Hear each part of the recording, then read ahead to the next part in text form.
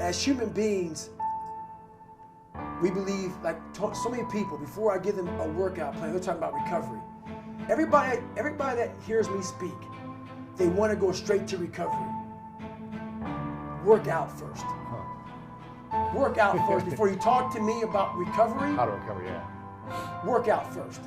It is something that seems like it's completely out of your control. And you know what? Some things are completely out of your control, and that's fine. And when that happens, you ask yourself, what can I control? What can I control that will make this situation a little bit better? And then you go. Don't ask yourself, why me? Instead, ask yourself, now what am I going to do about it? What are you going to do about it? Ask yourself that question. And then figure it out. Figure out what you're going to do. Say to yourself, I am going to detach. I am going to assess the situation. I am going to come up with a plan, and I am going to execute. And then start moving. I don't care what you believe in. Doesn't matter. I'm not judging anybody. Let's say my thing is God. You get to heaven, I'm 300 pounds, I sit down, I was a cockroach terminator my whole life, and we're sitting down just like this. You're God and I'm David. And he gives me that chart, and he says, look at this. Now look at this chart, and on the chart it has all these different things, but my name's on it. But these things aren't me. I was gonna change the world. I was gonna set records. I was gonna be a Navy SEAL. I was gonna be all these things in the military that I accomplished. You're gonna get the VFW award. You're gonna be honored here, honored there. And I'm like, God, this isn't me. Like it says David Goggins. I was an Ecolab guy. I sprayed for cockroaches, and I'm 300 pounds. It said here I'm 185. It says here I got a bachelor's and a master's. It says all these things. And God goes, no, that's who you were supposed to be. My biggest fear in life is if there is a final resting place in this world, and there's a final judgment, and you talk to something much bigger than you. I don't want to sit down and have a conversation with someone with something that says, you're in heaven, this is what you should have been on earth.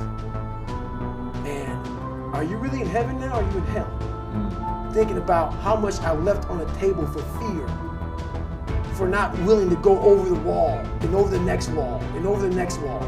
So in my mind, I believe that you figure it out by going inside yourself, by callousing over the victim's mentality. You're always a victim, even if you have everything in life, until you realize when you cheat.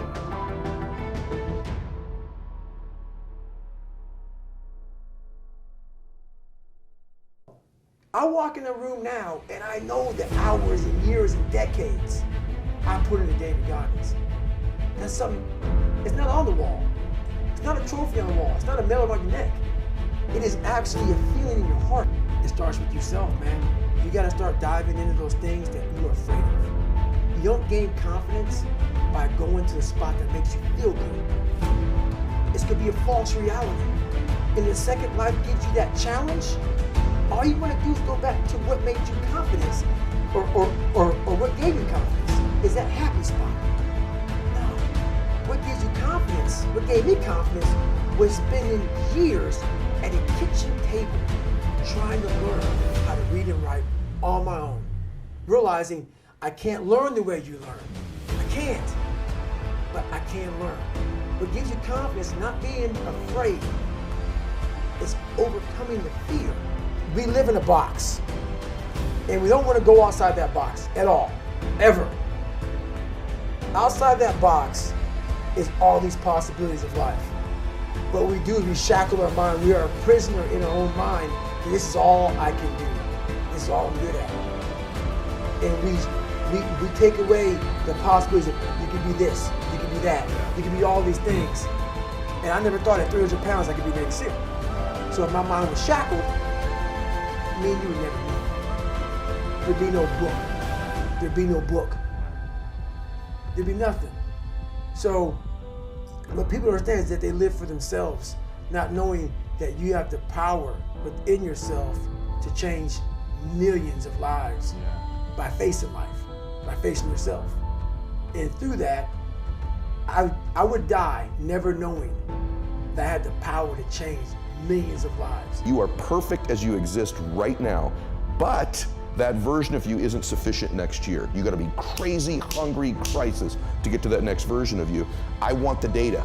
I want the input. I want the information. I want the feedback to get to the next version of me, regardless of how it emotionally makes me feel. I'm like driven by that. Without that information, why am I living?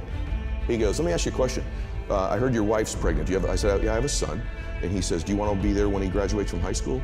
To be there for that day? I said, yes, sir, yeah.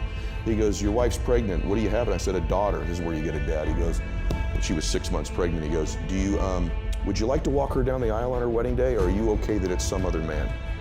I went, what the f is on this scan, right? And he goes, I want to be very clear with you. If you keep going down the road you're going, there'll be some other man with your son at graduation high school, and a stranger's walking your daughter down the aisle that's not even born yet on her wedding day. And I went, boom. And he goes, but if you do exactly what I tell you to do, you'll be there. And so to this day, brother, there are mornings when I wake up, not every morning, I don't want to go to the gym. I go, Bella's wedding, Bella's wedding, Bella's wedding. So my standards are high because of my big old reasons. Other dudes may miss the gym that day because they're not going to miss their daughter's wedding if they don't go. But I've convinced myself I will. I get emotional. I've convinced myself I'll miss my daughter's wedding. So I will get my ass out of bed at 4 o'clock in the morning and I will get to that gym because my reasons are bigger, so my standards are higher.